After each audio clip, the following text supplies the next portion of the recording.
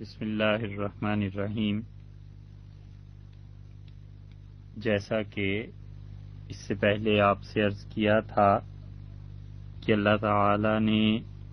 قرآن کریم میں متعدد مقامات پر نماز ادا کرنے کا حکم ارشاد فرمایا ہے اور اقامت صلاۃ اس کو مسلمانوں کے فرائض میں سے گنا ہے۔ اب ہم اس اقامت صلاۃ کے متعلق مختلف مسائل بیان کریں گے اور ارادہ یہ ہے کہ انشاءاللہ ان نشستوں میں نماز کی مکمل تفصیل بیان کی جائے، مثلا یہ کہ فرض نمازیں کیا ہیں اور نماز کو پڑھنے کا طریقہ کیا ہے، نفل نمازیں کون کون سی ہیں اور ان کا کیا حکم ہے، نماز جنازہ اس کے متعلق کیا احکامات ہیں، مرد اور عورت کی نماز میں کیا فرق ہے اور قضا نمازیں کس طرح ادا کرنی چاہیے۔ اسی لیے بار بار آپ سے یہ درخواست کی جاتی رہی اور کی جاتی ہے کہ آپ ان تمام کیسٹس کو غور سے سنیے، اور دنیا میں کوئی آدمی معصوم نہیں ہوا کرتا۔ نبی کریم صلی اللہ علیہ وسلم پر جیسے نبوت مکمل ہو گئی، ختم ہو گئی، ایسے ہی عصمت بھی ختم ہو گئی، اور یہ پورا امکان ہے کہ کسی مسئلے میں کوئی غلطی واقع ہو جائے،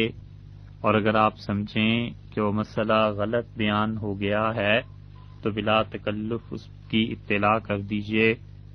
اور انشاءاللہ اگر غلط ہوا دلائل کی بنیاد پہ تو اس سے رجوع میں ذرہ برابر نہ تاخیر ہوگی اور نہ ہی اس میں کوئی عار محسوس کی جائے گی۔ اللہ تعالی نے اپنے بندوں کو جتنے احکامات دیے ہیں اس کی 8 قسمیں ہیں۔ پہلی قسم جس کو ہم فرض کہتے ہیں، یہ وہ فعل ہے جس کو بغیر عذر کے چھوڑ دینے والا انسان فاسق کہلاتا ہے، اور اللہ تعالی اگر چاہے تو معاف فرما دے، وگرنہ فرض کے تارک کو عذاب ہونا چاہیے، جیسے کہ کتاب و سنت میں آیا ہے۔ اور فرض ایسی چیز ہے کہ اس کا منکر کافر ہے۔ مثلا نماز فرض ہے، کوئی آدمی نماز پابندی سے پڑھتا رہے لیکن وہ اس نظریے سے پڑھتا ہے کہ ٹھیک ہے اللہ نے اس کا حکم دیا ہے لیکن یہ فرض نہیں ہے، تو یہ کہنا کفر کا ارتکاب کرنا ہے۔ اسی طرح دن اور رات میں 5 نمازیں فرض ہیں، ایک آدمی کہتا ہے کہ دن اور رات میں صرف 2 نمازیں فرض ہیں یا 1 نماز فرض ہے، تو یہ کہنے میں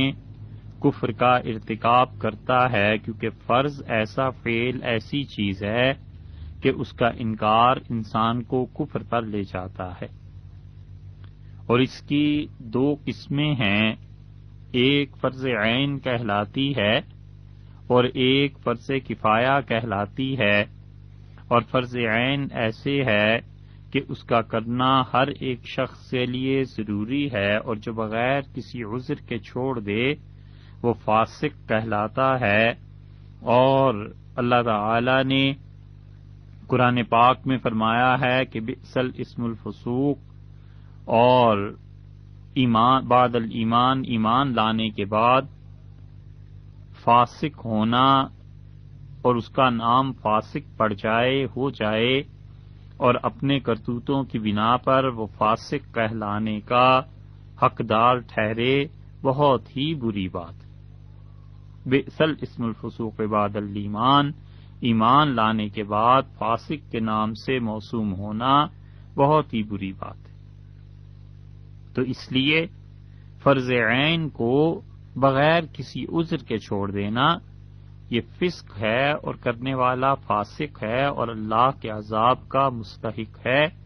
اور اللہ چاہے تو اپنی رحمت سے اسے معاف فرما دے۔ اس کی مثال ایسے سمجھ لیں جیسے 5 وقتوں کی نماز ہے یا جمعہ ہے، اور اس کو بغیر عذر کے چھوڑ دینا انسان کو فاسق ٹھہراتا ہے۔ عذر سے مراد یہ ہے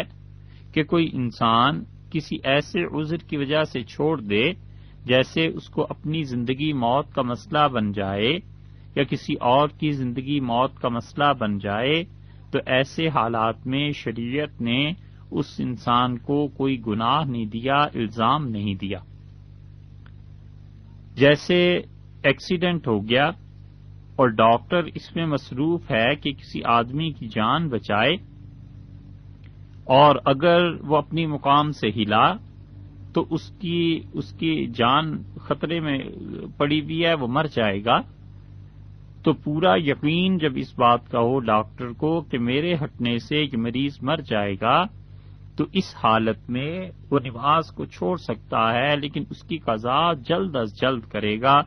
یہ ایسا عذر ہے کہ اگر اس نے اس کو نہ استعمال کیا تو کوئی آدمی مر جائے گا، اور مرنا بہت بڑی چیز ہے۔ ایسے ہی ہے عذر، جیسے کوئی انسان خود زندگی موت کی کشمکش میں مبتلا ہو جائے اور پھر اس کا ارادہ جان بوجھ کے نماز کو ترک کرنے کا نہ ہو، تو اس انسان پر کوئی الزام نہیں ہے۔ اور حدیث میں بھی اس کی مثال ملتی ہے کہ رسول اللہ صلی اللہ علیہ وسلم پر غزوہ خندق میں جب حملہ ہوا ہے تو آپ نے اس سارے دن کی نمازیں، بعض روایات میں آتا ہے کہ 3 نمازیں اور بعض میں آتا ہے کہ 4 نمازیں رسول اللہ صلی اللہ علیہ وسلم نے رات کو اکٹھی ادا فرمائیں، اور سارا دن اتنی مسلسل تیر اندازی ہوتی رہی کہ آپ کے لیے محاذ جنگ کو چھوڑ کر اٹھنا ممکن ہی نہیں تھا۔ لیکن رسول اللہ صلی اللہ علیہ وسلم نے جو اس موقع پر الفاظ ارشاد فرمائے ہیں، ان الفاظ کی سنگینی بتاتی ہے کہ آپ کو اس معاملے میں کتنا دکھ اور کتنی تکلیف پہنچی تھی۔ آپ نے فرمایا ملا اللہ بیوتہم وقبورہم من النار، اللہ ان لوگوں کے قبروں کو اور ان لوگوں کے گھروں کو جہنم کی آگ سے بھر دے جنہوں نے مجھے نماز تک نہیں پڑھنے دی۔ تو فرض عین ایسی چیز ہے کہ جس کا کرنا ہر ایک پر ضروری۔ فرض کی دوسری قسم فرض کفایہ ہے، اور فرض کفایہ کا مطلب یہ ہے کہ جس کا کرنا ہر ایک پر ضروری نہیں رکھا شریعت نے، بلکہ بعض لوگوں کے ادا کرنے سے ادا ہو جائے گا، اور اگر کوئی ایک شخص بھی ادا نہ کرے تو سب وہاں کے محلے والے یا وہاں کی بستی والے یا یہ کہ وہاں کے سب لوگ گناہ گار ہوں گے۔ جیسے جنازہ کی نماز ہے، یہ فرض کفایہ ہے کہ اگر کچھ لوگ بھی پڑھ دیں گے تو باقی لوگوں کی طرف سے ادا ہو جائے گا، اور جب کسی نے بھی نہیں جنازہ پڑھا اور سب لوگوں میں سے کسی نے بھی اس فرض کو پورا نہیں کیا تو سب کے سب گناہ گار ہوں گے۔ دوسری قسم جو اللہ تعالی نے اپنے بندوں کے اعمال اور افعال کے متعلق رکھی ہے، فقہا نے وہ واجب لکھا ہے، اور واجب وہ فعل ہے جس کو بغیر عذر کے چھوڑ دینے والا فاسق ہے اور اللہ کے عذاب کا مستحق ہے۔ ہاں اگر اللہ اسے معاف فرما دے اپنی رحمت اور فضل سے تو یہ اس کی مہربانی۔ واجب جو ہے عملاً یہ فرض ہی سمجھیے اس کو، اور اگر کوئی آدمی کسی تعویل اور شبہ کی بنیاد پر چھوڑتا ہے تو وہ آدمی الگ مسئلہ ہے اس کا کہ اس آدمی پر کوئی ملامت نہیں کی جائے گی، لیکن جو شخص اس کو ہلکا سمجھے، بہت معمولی چیز سمجھے، وہ گمراہ ہو جاتا ہے، مگر اس کا منکر واجب کا کافر نہیں ہوتا۔ بہت سی چیزیں ایسی ہیں جو واجب ہونے کی وجہ سے اس کا مسئلہ بدل جاتا ہے، حکم بدل جاتا ہے۔ مثلا آپ دیکھیے نماز میں جو واجبات ہیں، جو ضروری چیزیں ہیں، اگر کوئی آدمی جان بوجھ کر انہیں چھوڑ دے تو اس انسان کے جان بوجھ کر چھوڑ دینے کی وجہ سے نماز نہیں ہوگی۔ اور ایک آدمی ایسا ہے جو واجب کو جان بوجھ کر نہیں چھوڑتا، بھولے سے رہ گیا، تو اسے یہ حکم دیتے ہیں کہ تم سجدہ سہو کر لو۔ تو اس کا مطلب یہ ہوا کہ فرض اور واجب میں فرق ہو گیا نا، کہ فرض چیز اگر وہ جان بوجھ کر چھوڑ دیتا تو بھی نماز نہ ہوتی، سرے سے ہوتی ہی نہ، اور اگر غلطی سے چھٹ جاتا تو بھی نہ ہوتی۔ مثلا سجدہ کرنا فرض ہے نا، کوئی آدمی جان بوجھ کے نماز میں سجدہ چھوڑ دے تو ظاہر ہے نماز نہیں ہوگی، اور جان بوجھ کے تو نہیں چھوڑا، غلطی سے چھٹ گیا تو بھی نماز نہیں ہوئی۔ اور واجب جیسے سورہ فاتحہ کے بعد قرآن پاک سے کسی سورت کا یا 3 چھوٹی آیات کا یا ایک بڑی آیت کا ملانا واجب ہے۔ اب کوئی آدمی جان بوجھ کر چھوڑ دے تو نماز ٹوٹ گئی، ختم ہو گئی، اور اگر جان بوجھ کے نہیں چھوڑا، بھول کے رکوع میں چلا گیا، تو اس کو حکم دیں گے کہ یہ سجدہ سہو کر لے، اور سہو کا سجدہ اس کے لیے کافی ہو جائے گا۔ تو اس لیے واجب وہ فعل ہے جو عملاً تو فرض ہی کے قائم مقام ہو جاتا ہے، اور بغیر عذر کے اسے بھی چھوڑ دینا اس پہ فاسق کا اطلاق کیا جاتا ہے۔ اور اگر کسی تعویل سے، کسی دلیل کی بنیاد پر، کسی شبہ کی بنیاد پر کوئی آدمی واجب کو چھوڑ دے گا تو پھر اسے فاسق نہیں کہیں گے۔ فقہا نے اصول کی کتابوں میں فرض کفایہ، فرض عین اور واجب اور فرض کفایہ، ان تینوں کے متعلق تفصیلات بیان کی ہیں، وہ علمی مباحث ہیں، اور علمی مباحث کے لیے فقہا کی جو اصول کی کتابیں ہیں، نور الانوار اور رسول شاشی وغیرہ، ان کی طرف رجوع کرنا چاہیے۔ تیسری چیز جو اللہ تعالی نے احکام بندوں کے لیے رکھے ہیں افعال اور اعمال میں، وہ سنت ہے، اور سنت رسول اللہ صلی اللہ علیہ وسلم کا وہ فعل ہے جسے حضرت صلی اللہ علیہ وسلم ہمیشہ کرتے رہے، اور آپ نے کبھی کبھار اس کو ترک بھی فرما دیا ہے۔ اس سنت کو سنت مؤکدہ کہتے ہیں۔ سنت وہ فعل جس کو رسول اللہ صلی اللہ علیہ وسلم نے کیا ہو، اور اس کا دائرہ کار محدثین نے اور بھی بڑھایا ہے، فقہا نے، اور وہ کہتے ہیں کہ وہ فعل جسے صحابہ کرام رضی اللہ عنہم نے کیا ہو، اور وہ فعل جسے تابعین رحمہم اللہ نے کیا ہو، وہ سنت ہے، اور اس پہ حدیث کا بھی کبھی کبھی اطلاق کیا جاتا ہے۔ تو وہ تمام افعال جنہیں رسول اللہ صلی اللہ علیہ وسلم نے کیا ہے، یا صحابہ کرام رضی اللہ عنہم نے کیا ہے، یا ان تابعین نے کیا ہے جن تابعین کے ثقہ ہونے میں، عادل ہونے میں، جن تابعین کے صحیح ہونے میں کوئی شک و شبہ نہیں ہے، یہ سب کے سب حضرات کے افعال شریعت کا ماخذ ہیں۔ سنت کی 2 قسمیں ہیں۔ سنت کی ایک قسم تو وہ ہے جسے ہم سنت مؤکدہ کہتے ہیں، اور وہ دوسری سنت کی قسم ہے جسے ہم سنت غیر مؤکدہ کہتے ہیں۔ مؤکدہ کا مطلب ہے جس چیز کی تاکید کی گئی، جس چیز کو شریعت نے کہا کہ یہ چیز ضروری ہے، کرو اسے۔ رسول اللہ صلی اللہ علیہ وسلم کی سنن مؤکدہ بہت سی ہیں، اور وہ فعل جس کو رسول اللہ صلی اللہ علیہ وسلم نے یا صحابہ کرام رضی اللہ عنہم نے ہمیشہ کیا، اور بغیر عذر کے کبھی نہیں چھوڑا، بغیر عذر کے کبھی نہیں چھوڑا، وہ سنت مؤکدہ۔ اور یہ سنت مؤکدہ کا مطلب یہ ہے کہ حضرت صلی اللہ علیہ وسلم بھی اسے ہمیشہ کرتے رہے ہیں، لیکن کسی عذر کی وجہ سے ایک آدھ مرتبہ چھوڑ دیا، اور کوئی آدمی عذر کی وجہ سے سنت مؤکدہ چھوڑ دے تو اس انسان پر کوئی ملامت نہیں، لیکن سنت مؤکدہ کے ترک کرنے کو عادت بنا لے تو ایسے شخص کے متعلق بھی کہیں گے کہ یہ فاسق ہے اور گناہ گار ہے، اور رسول اللہ صلی اللہ علیہ وسلم نے یہی اسی کے متعلق فرمایا ہے کہ جو شخص ہمیشہ میری سنت مؤکدہ کو چھوڑ دے گا، لم ینل شفاعتی، قیامت میں اسے میری شفاعت نہیں ملے گی۔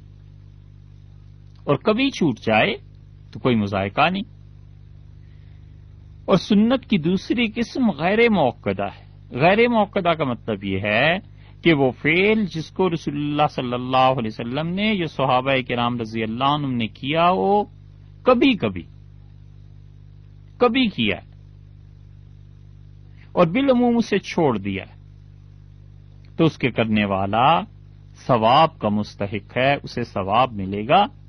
اور جو شخص چھوڑ دیتا ہے غیر موقدہ سنت کو اسے عذاب نہیں ملتا، نہ ہی خدا کی ناراضگی اس کے ساتھ ہے، اور اس کو اور بھی الفاظ سے یاد کرتے ہیں۔ سنت اور حدیث میں فرق سمجھ لینا چاہیے۔ بہت سی چیزیں جو احادیث سے ثابت ہوتی ہیں وہ سنت نہیں ہیں۔ حدیث اور سنت میں فرق ہے۔ حدیث وہ تو رسول اللہ صلی اللہ علیہ وسلم کے ہر قول فعل اور عمل کو کہیں گے، اور حضرت صلی اللہ علیہ وسلم کے سامنے کوئی کام کیا گیا اور آپ نے اس پہ خاموشی کا اظہار فرمایا، اسے منع نہیں کیا، یہ بھی حدیث میں آیا ہے، اور رسول اللہ صلی اللہ علیہ وسلم نے اس کی اجازت دی، یہ بھی حدیث میں آ گئی، اور حضرت صلی اللہ علیہ وسلم نے اسے منع فرما دیا، یہ سب چیزیں حدیث کہلاتی ہیں، سنت نہیں۔ سنت وہ حدیث کہلاتی ہے کہ رسول اللہ صلی اللہ علیہ وسلم کی احادیث پر نظر کر کے چھان پھٹک کے جب یہ فیصلہ ہو گیا کہ رسول اللہ صلی اللہ علیہ وسلم نے اس چیز سے منع فرما دیا تھا یا نہیں منع فرمایا تھا، آخر پہ جو ساری بحث کے بعد رزلٹ نکلتا ہے اسے ہم کہتے ہیں کہ یہ سنت ہے۔ اس کی کئی ایک مثالیں ہیں۔ مثلا آپ دیکھیے، جب شراب حرام قرار دی گئی تو رسول اللہ صلی اللہ علیہ وسلم نے کئی قسم کے برتن گنوائے، عرب برتن تیار کرتے تھے شراب پینے کے لیے۔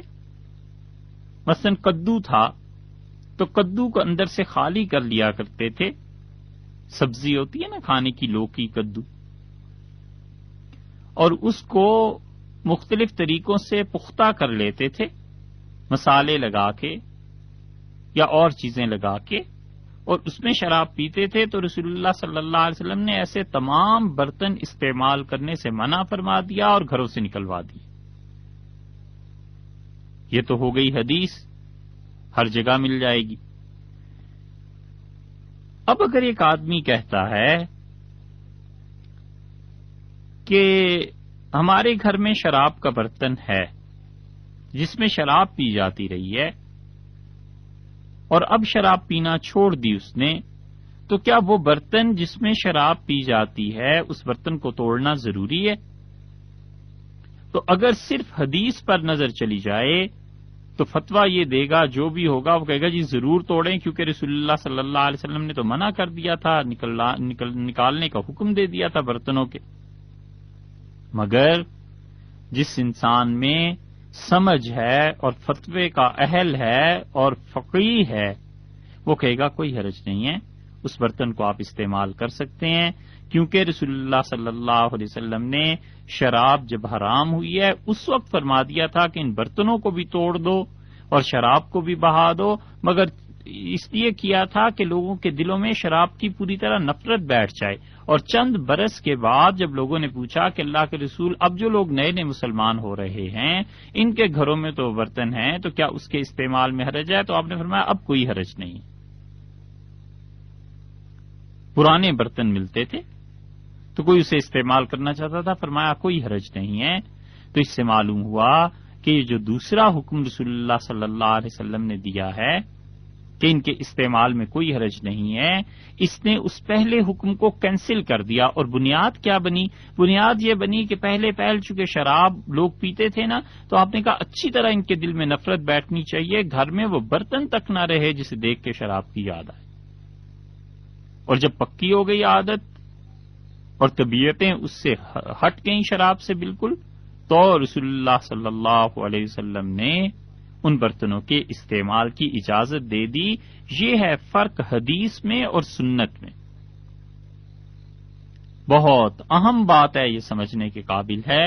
اس لیے جتنے بھی لوگ خود سے حدیث کی کتابوں کا مطالعہ کرتے ہیں نا کہ صحیح بخاری پڑھ لیں اور مسلم پڑھ لیں اور ترمذی پڑھ لیں اور اردو ترجمے دیکھ لیں، ان کو اچھی طرح اس نقطے کو سمجھنا چاہیے کہ حدیث اور سنت میں فرق ہے۔ ہر وہ چیز جو حدیث میں آ گئی ہے وہ قابل عمل نہیں ہے۔ ہر وہ چیز جو حدیث میں آئی ہے وہ قابل عمل نہیں ہے۔ ہر وہ بات، ہر وہ قول، ہر وہ فعل جو رسول اللہ صلی اللہ علیہ وسلم کا حدیث کی کتابوں میں آ گیا ہے قابل عمل نہیں ہے جب تک کہ اس کے متعلق یہ تحقیق نہ ہو جائے کہ یہ سنت ہے۔ اس کی ایک اور مثال آپ سے عرض کریں۔ رسول اللہ صلی اللہ علیہ وسلم کے پاس جبریل امین آتے تھے،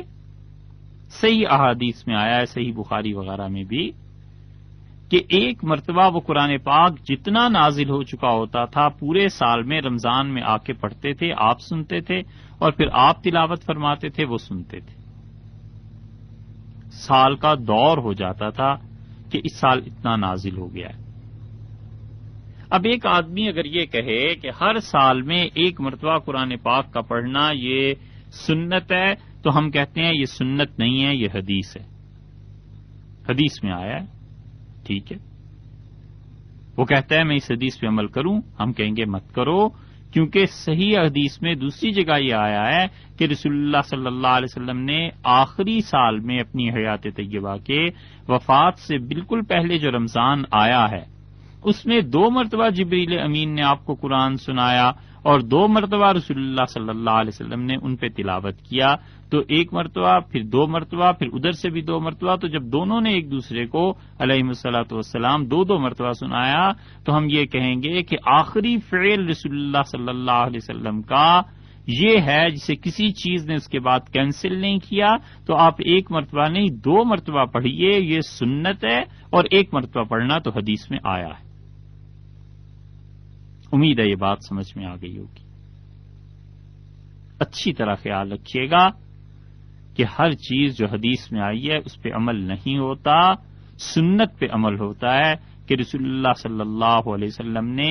ایک حکم دیا، پھر 2 سال بعد 4 سال بعد اس حکم کو خود ہی منسوخ فرما دیا، اللہ تعالی نے منسوخ کر دیا، تو یہ جو کینسلیشن کے بعد چھان پھٹک کے خوب اچھی طرح معلوم ہو گیا کہ یہ چیز حضرت صلی اللہ علیہ وسلم سے آخری ثابت ہے، تو اسے ہم کہیں گے کہ سنت ہے۔ اسی لیے حدیث کے ناسخ اور منسوخ ہونے کا علم بہت گہرا علم، بہت گہرا علم، اور عربی میں متعدد کتابیں اس موضوع پر مل جائیں گی، اور اردو میں ابھی تک کوئی ایسا خاص کام ہوا نہیں کہ کسی نے جمع کر دیا ہو کہ رسول اللہ صلی اللہ علیہ وسلم کی کن احادیث کو کن احادیث نے کینسل کر دیا ہے، کن چیزوں نے کن چیزوں کو منسوخ کر دیا۔ حدیث میں کئی جگہ یہ جملے مل جائیں گے کہ رسول اللہ صلی اللہ علیہ وسلم نے فرمایا میں نے پہلے تمہیں اس کام کا منع کر دیا تھا، اب میں اجازت دیتا ہوں۔ حدیث میں آیا ہے آپ نے فرمایا میں نے تمہیں منع کیا تھا کہ قبرستان مت جایا کرو، اسلام کا ابتدائی دور تھا نا، اور پھر رسول اللہ صلی اللہ علیہ وسلم نے فرمایا اب میں تمہیں اجازت دیتا ہوں جایا کرو قبرستانوں میں، کیونکہ اس سے آخرت کی یاد پیدا ہوتی ہے، آخرت کی یاد آتی ہے۔ حدیث میں یہ بات آئی ہے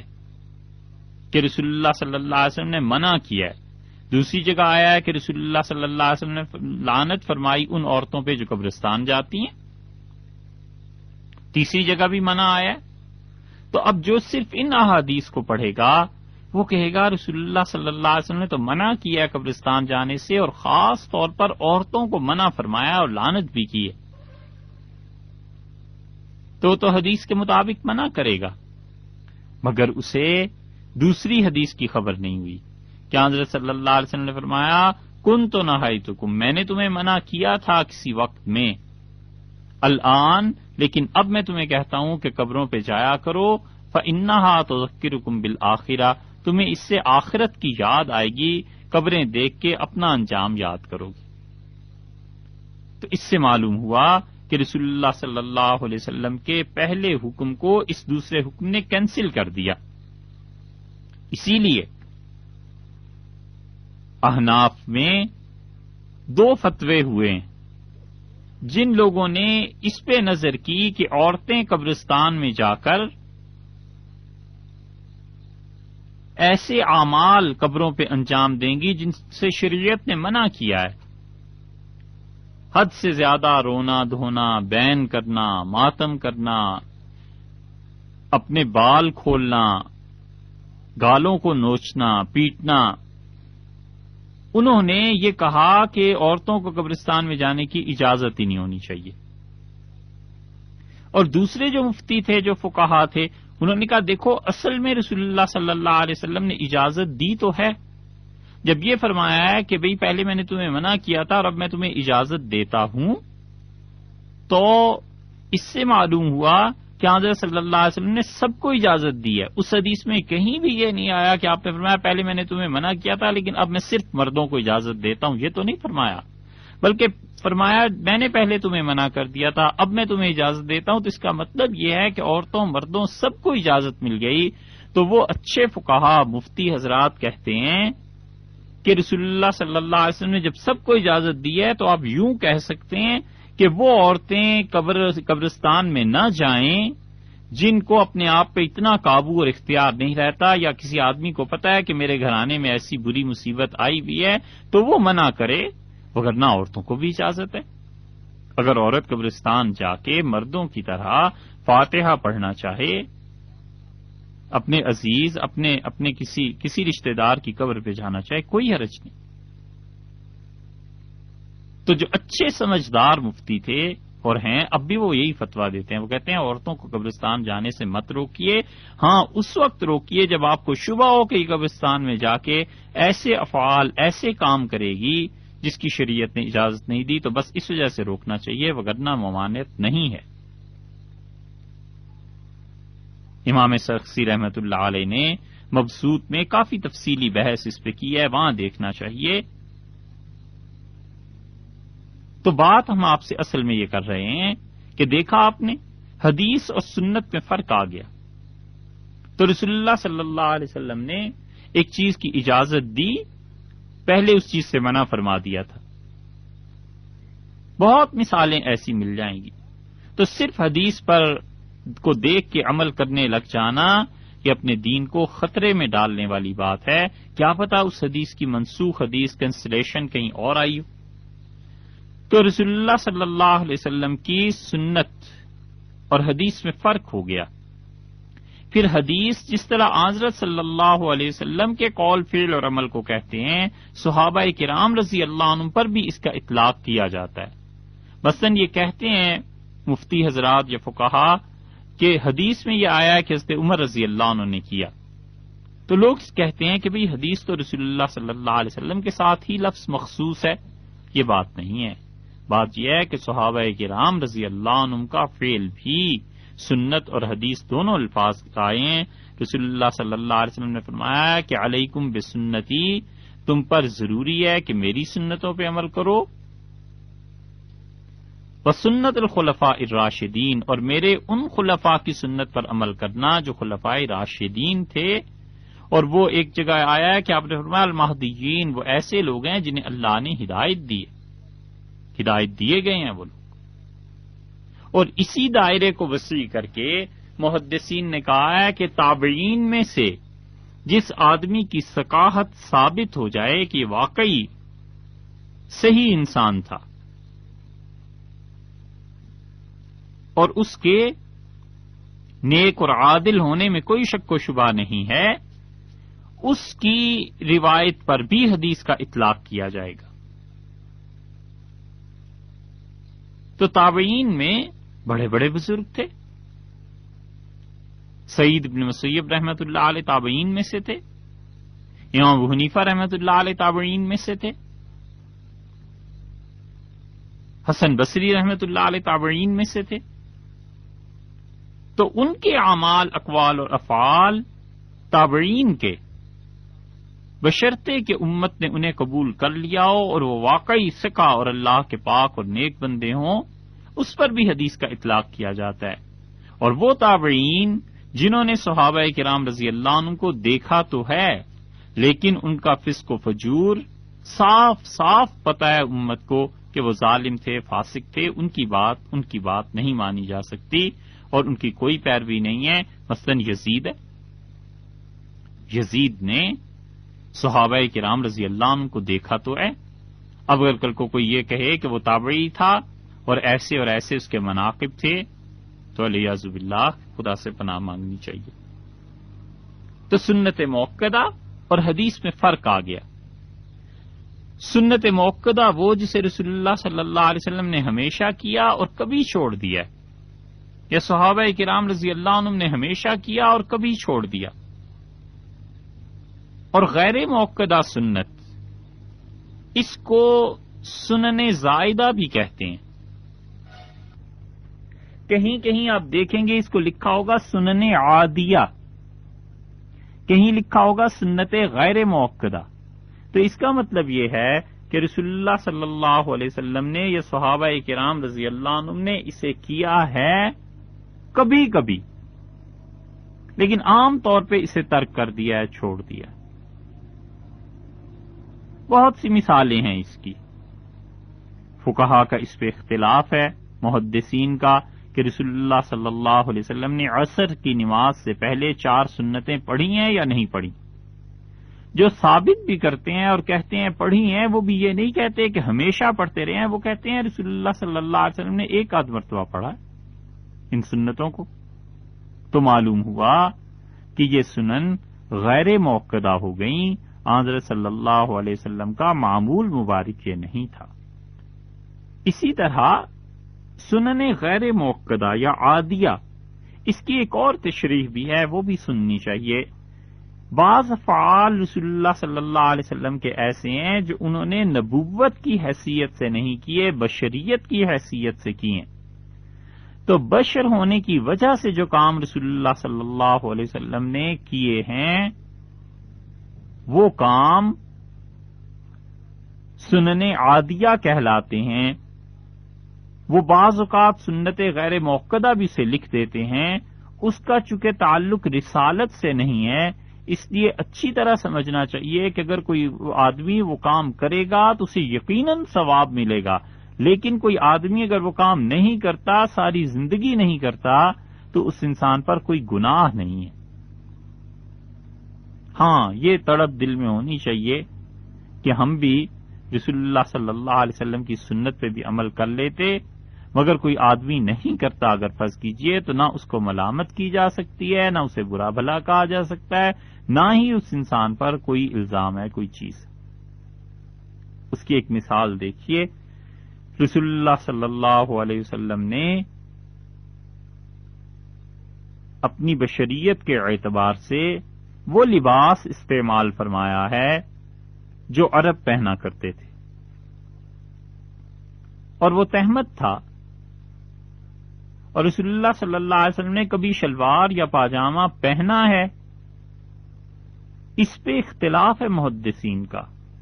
بہت سے حضرات کہتے ہیں کہ خریدنا ثابت ہے، کہ آپ نے خریدا بھی، تعریف بھی فرمائی، ہندوستان سے شلواریں بکنے کے لیے گئی تھیں، مدینہ منورہ میں آپ نے خریدی بھی اور تعریف بھی کی، اور کچھ کہتے ہیں کہ رسول اللہ صلی اللہ علیہ وسلم نے پہنی بھی ہے، لیکن بہت زور لگا کے بھی نہ، بس اتنا ہی ثابت ہو سکتا ہے کہ ایک آدھ مرتبہ پہنی ہوگی، وگرنہ رسول اللہ صلی اللہ علیہ وسلم پوری زندگی میں تہمد ہی باندھتے رہے ہیں، لیکن اس تہمد باندھنے کا یا شلوار پہننے کا تعلق نبوت سے نہیں ہے، یہ عربوں کی عادات میں سے ہے، اپنے معاشرے کی رائج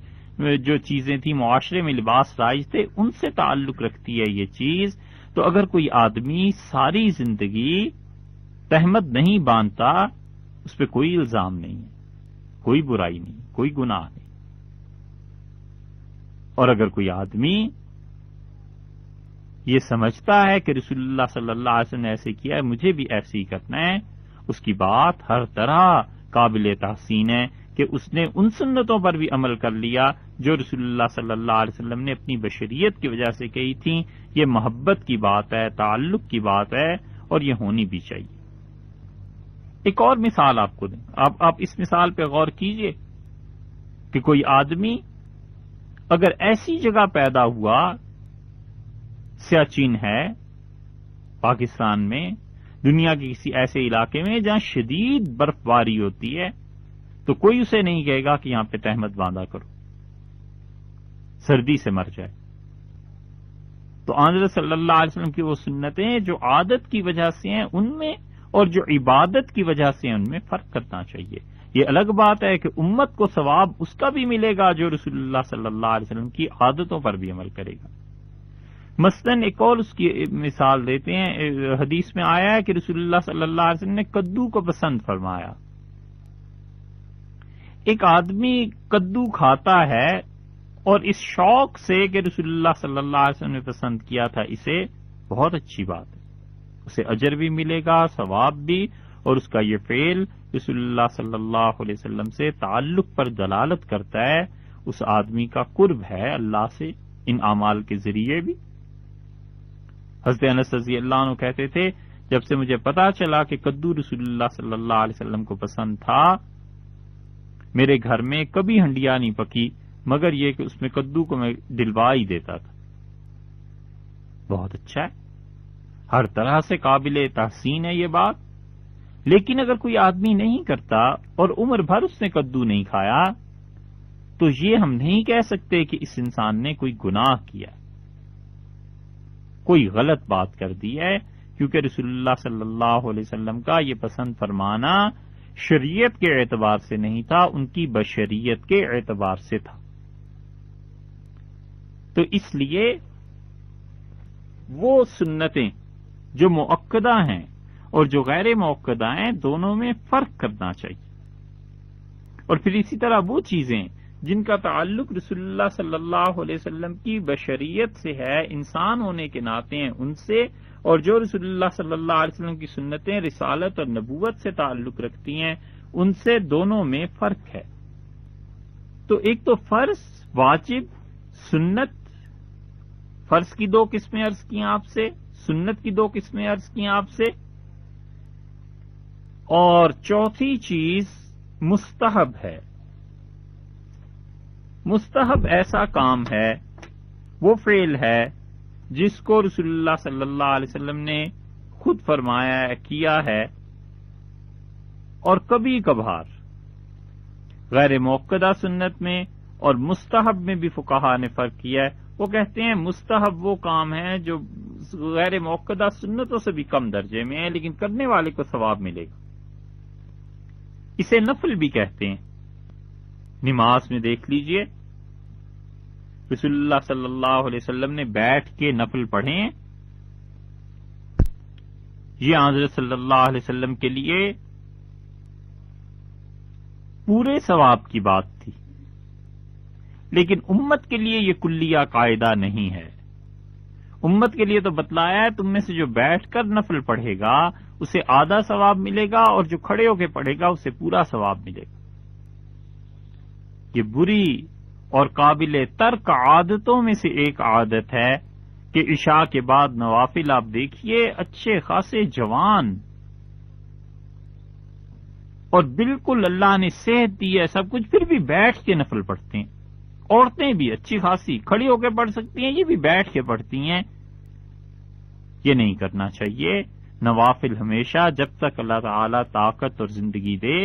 کھڑے ہو کر پڑھنے چاہیے۔ یہ کوئی طریقہ نہیں ہے کہ بیٹھ کے نفل پڑھے جائیں۔ رسول اللہ صلی اللہ علیہ وسلم نے جو بیٹھ کر پڑھے تھے اس کی وجہ یہ تھی کہ حضرت صلی اللہ علیہ وسلم کی عمر مبارک اس وقت زیادہ ہو گئی تھی۔ عبداللہ بن عمر بن العاص رضی اللہ عنہما بھی بیٹھ کے نفل پڑھتے تھے۔ تو کسی نے انہیں آ کے کہا کہ عبداللہ کھڑے ہو کے نفل پڑھا کرو، رسول اللہ صلی اللہ علیہ وسلم نے جو بیٹھ کے پڑھے گا اسے آدھا ثواب ملتا ہے اور جو کھڑے ہو کے پڑھے گا اسے پورا ثواب ملتا ہے۔ تو انہوں نے اس صحابی رضی اللہ عنہ سے کہا کہ آپ نے یہ سنا ہے، اور میں نے تو خود رسول اللہ صلی اللہ علیہ وسلم کو دیکھا ہے بیٹھ کے ہی پڑھتے تھے، بیٹھ کے پڑھتے ہیں۔ تو اس نے جواب دیا انہوں نے اور کہا کہ آپ کہتے سچ ہیں کہ حضرت صلی اللہ علیہ وسلم بیٹھ کے پڑھتے ہیں، لیکن انہوں نے ہمیں تو یہی فرمایا ہے۔ تو عبداللہ بن عمر بن العاص رضی اللہ عنہ پر بڑا غلبہ تھا رسول اللہ صلی اللہ علیہ وسلم کے افعال اور اقوال پہ عمل کرنے کا. اتنا غلبہ تھا ان پہ کہ وہ ایک جنگ میں شریک ہوئے ہیں، ان کے والد بھی ان کے ساتھ تھے لیکن لڑے نہیں. تو کسی نے کہا عبداللہ اگر لڑنا نہیں تھا تو جنگ میں کیوں آئے تھے؟ کہنے لگے لڑنا تو اس لیے نہیں کہ ہمارے جو سامنے لشکر ہے نا فریق مخالف، یہ لوگ حق پر ہیں. تو اس نے پوچھا اگر یہ حق پہ ہیں تو یہاں کیوں آ گئے؟ انہوں نے کہا اس لیے آ گیا ہوں کہ والد صاحب نے کہا ہے، اور رسول اللہ صلی اللہ علیہ وسلم سے کہا تھا کہ اپنے باپ کی بات ماننا. تو والد نے کہا ہے آنے کو آ گیا ہوں، لڑتا اس لیے نہیں ہوں کہ ہم لوگ حق پہ نہیں ہیں. اتنا غلبہ تھا ان پہ. اور انہوں نے جب یہ بات سنی تو اٹھ کے مسجد نبوی جب پہنچے تو اتفاق ایسا کہ رسول اللہ صلی اللہ علیہ وسلم بیٹھ کر ہی نفل پڑھ رہے تھے. تو محبت اور تعلق انہیں اتنی تھی کہ انہوں نے نبی کریم صلی اللہ علیہ وسلم جب سلام پھیرا تو انہوں نے بلا تکلف اپنا ہاتھ رسول اللہ صلی اللہ علیہ وسلم کے سر پہ رکھ دیا اور عرض کیا کہ مجھے ایک بات پوچھنی ہے. تو رسول اللہ صلی اللہ علیہ وسلم مسکرائے اور آپ نے اپنا ہاتھ ان کے ہاتھ پہ رکھ دیا سر مبارک پہ اور فرمایا کہو. انہوں نے عرض کیا کہ آپ بیٹھ کے نفل پڑھتے ہیں اور میں نے سنا ہے کہ آپ نے یہ ارشاد فرمایا کہ جو بیٹھ کے پڑھے اسے آدھا ثواب ملتا ہے اور جو کھڑے ہو کے پڑھے اسے پورا ثواب ملتا ہے، تو کیا آپ کو ثواب نہیں چاہیے؟ تو رسول اللہ صلی اللہ علیہ وسلم عبداللہ اللہ تعالیٰ نے مجھ سے کہا ہے کہ تو بیٹھ کے پڑھ تو بھی تجھے پورا ہی ثواب دیں گے. تو رسول اللہ صلی اللہ علیہ وسلم بیٹھ کے پڑھتے تھے، عذر تھا. امت کے لیے قاعدہ یہی ہے. یہاں آپ دیکھیں عشاء کی نماز کے بعد صفوں کی صفیں بیٹھ کر نفل پڑھ رہی ہوتی ہیں. حیرت ہوتی ہے کہ ان سب کو کیا ہو گیا. تو مستحب وہ کام ہے جس کو رسول اللہ صلی اللہ علیہ وسلم نے کبھی کیا. یہ تو وہ چیزیں ہو گئیں کہ سب سے پہلی بات فرض، واجب، پھر سنت، پھر مستحب. اب آپ اس کو بالکل نیگیٹو سائڈ پہ لے لیں تو پانچویں چیز حرام ہے. اور حرام کام اس کو کہتے ہیں جس کو بغیر عذر کے کرنے والا شخص فاسق ہے اور وہ عذاب کا مستحق بھی ہے. ہاں اللہ چاہے تو اسے اپنی رحمت سے معاف فرما دے. اور کوئی آدمی کسی چیز کے حرام ہونے کا منکر ہی ہو جائے تو پھر یہ کفر ہو جائے گا. حرام کام کا نہ کرنا واجب ہے اور حرام کام سے بچنا ضروری ہے. جیسے حرام کئی چیزیں ہیں، مثلا حسد حرام ہے، مثلا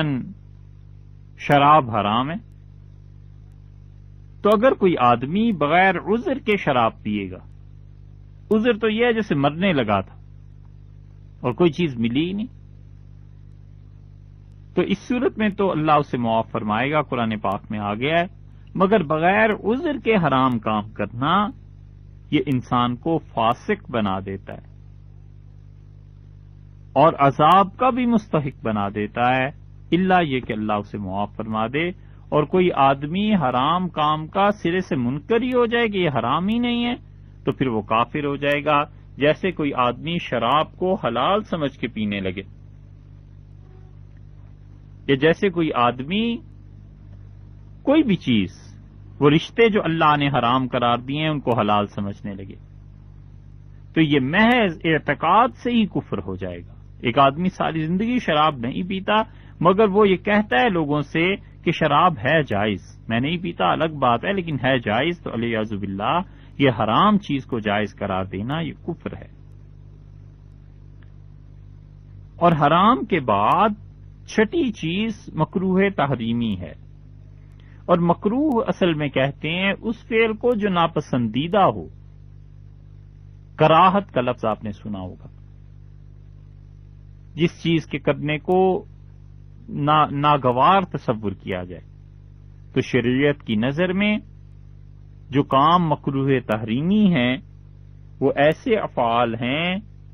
جن کو بغیر عذر کے کرنا گناہ کی بات ہے. یہ حرام اور مکروہ تحریمی ان عملاً ایک ہیں، صرف اصطلاح کا فرق ہے، اور فقہا کے ہاں اس کی لمبی بحث ہے کہ وہ کہتے ہیں کہ دلیل قطعی ہو اور دعویٰ اس کا ظنی ہو، یہ علمی بحث ہے، اس کو چھوڑیے۔ جس طرح واجب عملاً ضروری ہے، فرض بھی عملاً ضروری ہے، اسی طرح حرام اور مکروہ تحریمی دونوں سے بچنا عملاً ضروری ہے، صرف اعتقاد کا فرق آ جاتا ہے۔ تو مکروہ تحریمی جو ہے اس کا انکار کر دینا یہ کفر نہیں ہے،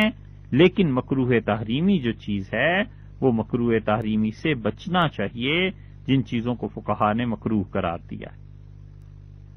مثلا نماز میں کئی چیزیں مکروہ تحریمی کے درجے میں آتی ہیں، مکروہ ناگوار اور تحریم کا لفظ اس کے ساتھ اس لیے لگایا ہے کہ یہ حرام کی طرف اشارہ ہے کہ اس کی کراہت، اس کی ناپسندیدگی، اس کا ناگوار ہونا شریعت کی نظر میں اتنا شدید ہے کہ وہ حرام کے قریب قریب جا پہنچتا ہے۔ اس کی ایک مثال کھانے پینے میں آپ دیکھنا چاہیں تو کپورے ہیں، حلال جانور میں 7 چیزیں جو حنفی فقہا نے شریعت کی روح سے حرام لکھی ہیں، ان میں ایک کپورے بھی ہیں۔ یہ کپورے کھانا مکروہ تحریمی ہے، اگر کوئی اسے حلال سمجھے گا تو ظاہر ہے اس پہ کوئی کفر کا فتویٰ تھوڑا ہی لگا دے گا، لیاذ باللہ، وہ تو بہت بڑی چیز ہے۔ لیکن یہ کہ ہے یہ بھی مکروہ، اور مکروہ بھی شریعت کی نظر میں تحریم کے درجے پہ ہے۔ بدائع الصنائع میں اور شامی نے اپنے ہاں جو فتوے نقل کی ہیں، اور بدائع الصنائع میں علامہ کاسانی رحمۃ اللہ علیہ نے ان 7 چیزوں کی تصریح کی ہے۔ اور مکروہ کی 2 قسمیں ہو گئیں، ایک تحریمی اور ایک تنزیہی۔ مکروہ تنزیہی کا مطلب یہ ہے کہ ایسا کام جس کو نہ کرے تو ثواب ملے گا، اور اگر کوئی کرتا ہے تو شریعت کی نظر میں ناپسندیدہ تو ہے، مگر اس پہ عذاب کی وعید نہیں ہے، اللہ تعالیٰ نے اس پہ عذاب کا نہیں کہا، لیکن شریعت نے اسے ناپسند قرار دیا ہے۔ نماز کی جو مکروہات ہیں اس میں یہ بات آئی، اور اسی طرح مباح ہے۔ 7 چیزیں ہو گئیں، 8ویں چیز ہو گئی مباح۔ مباح کا مطلب یہ ہے کہ وہ افعال جن کے کرنے میں ثواب اور نہ کرنے میں عذاب نہیں، کوئی کرتا ہے تو کوئی ثواب نہیں ہے، اور اگر کوئی نہیں کرتا تو اس میں کوئی عذاب نہیں، کوئی کرتا ہے تو اس میں بھی عذاب نہیں۔ مباح کام ایسا ہے، دونوں اطراف اس کی برابر۔ ہاں، مباح کام میں اگر اس کی نیت درست تھی تو اسے ثواب ملے گا، اور نیت اس کی خراب ہوئی تو اسے گناہ ملے گا۔ مثلا اچھے کپڑے ایک آدمی پہنتا ہے، اچھی گاڑی لیتا ہے، ہر سال ماڈل چینج کر لیتا ہے، تو یہ مباح ہے بشرطے کہ حرام سے نہ ہو اور باقی لوازمات اس کے پورے ہوتے ہوں، تو مباح ہے، جائز ہے۔ اب ایک آدمی اس نیت سے اچھے کپڑے پہنتا ہے کہ رسول اللہ صلی اللہ علیہ وسلم نے فرمایا اللہ تعالیٰ جب تم پہ انعام کرے تو وہ چاہتا ہے کہ اس کا اثر اپنے بندے میں دیکھے، بندہ اس کی نعمتوں کو استعمال کرے، تو اس نیت سے پہننا جو ہے نا یہ اس کو ثواب دے دے گا، ثواب کی چیز ہو جائے گی۔ اور اگر اس نیت سے کچھ پہنے کہ لوگوں کو پتا چلے کہ ہمارے پاس کتنی دولت ہے، پتا چلے دوسرے کو کہ تم کس ماڈل کی گاڑی لیے پھرتے ہو اور ہم کس ماڈل میں آئے ہیں، تو یہ نیت اس کو حرام تک لے جائے گی، یہ نیت اسے گناہ دلائے گی۔ مباحات کا دائرہ شریعت میں بہت وسیع ہے، اور مومن انسان اگر چاہے تو ہر مباح پر عمل کر کے اسے عبادت کے درجے میں لا سکتا ہے۔ مباحات کا دائرہ شریعت نے بہت وسیع رکھا ہے۔ کھانا پینا جو حلال چیزیں ہیں مباح ہے نا، اب ایک آدمی اس میں نیت یہ رکھتا ہے کھانے پینے میں کہ رسول اللہ صلی اللہ علیہ وسلم نے فرمایا تمہاری جان کا تم پہ حق بنتا ہے، تو اس لیے مجھے اچھی چیز کھانی، میری جان کا مجھ پہ حق بنتا ہے، میری زندگی ہے، میرا جسم ہے، اسے محفوظ رکھنا ہے، تو یہ اس انسان کے لیے مباح نہیں رہا، مستحب ہو گیا، اچھا ہو گیا، بہتر ہو گیا، اسے کھانے پہ بھی ثواب ملے گا۔ پر ایک آدمی اس لیے کھاتا ہے کہ طاقت برقرار رہے اور لوگوں پر ظلم کروں اور ماروں گا اگر میرے سامنے کوئی بولا، اس کے لیے جسم بنانا چاہیے اپنا، تو یہ اس کا کھانا جو جائز اور حلال مال کے ذریعے بھی ہو، اس نیت کی وجہ سے حرام ہو جائے گا، کیونکہ اس نے ظلم کی وجہ سے یہ چیزیں کی، مکروہ قرار دیں گے اسے۔ بہت سی چیزیں ایسی۔ مکروہ کی ایک مثال اور بھی عرض کریں کہ ظلم پر مبنی افعال چیزوں کو مکروہ قرار دیتے ہیں۔ یہ کراکلی ٹوپی پہنتے ہیں نا لوگ،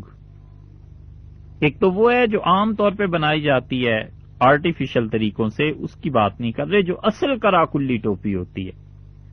تو وہ کرتے یہ ہیں کہ بھیڑ کے بچے سے بناتے ہیں، اور بھیڑ کا بچہ ناقص ظلم سے حاصل کرتے ہیں، وہ بچہ پورا نہیں ہوتا اور اس کی کھال کو اتار کے اس سے بناتے ہیں۔ تو یہ چونکہ ایک جانور پر ظلم کر کے حاصل کی گئی نا کھال، اس لیے کراکلی ٹوپی جو اصل کراکلی ہے اس کا پہننا بھی مکروہ اور اس سے پڑی ہوئی نماز بھی مکروہ ہوگی، کیونکہ اس نے ایک ایسی ٹوپی پہن لی ہے جس کی بنیاد جانوروں پہ ظلم پہ مبنی ہے۔ یہ ہے بات۔ کتنے ہی لوگوں کو آپ دیکھیں گے کراکلی، اصل کراکلی پہنے اور نماز پڑھتے ہیں اور نماز کو مکروہ کرتے ہیں۔ اسی لیے ہم کہتے ہیں کہ اس نماز کا پڑھنا سیکھیے، نماز پڑھنی نہیں آتی۔ تو کراکلی ایسی جو اصل والی ہے اس کا پہننا اسی لیے مکروہ ہے کہ وہ ظلم پر مبنی ہے، اس جانور کا کیا قصور ہے؟ تو مباح کام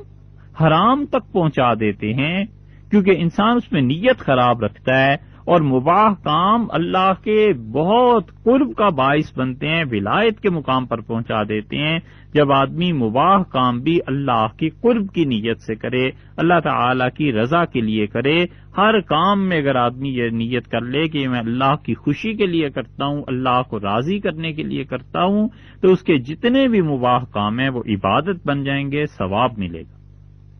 اور مباح کاموں میں جس کام میں وہ ظلم کی نیت کرے گا، حسد کی نیت کرے گا، ریاکاری کی نیت کرے گا، یہ سارے کے سارے کام اس کے لیے حرام کے درجے تک پہنچ جائیں گے، مکروہ کے درجے تک پہنچ جائیں گے، وہ اپنے اپنے درجات ہیں۔ تو یہ 8 قسمیں ہم نے بیان کرتی: فرض، واجب، سنت، مستحب، حرام، مکروہ تحریمی، مکروہ تنزیہی اور مباح۔ یہ 8 قسمیں ہیں۔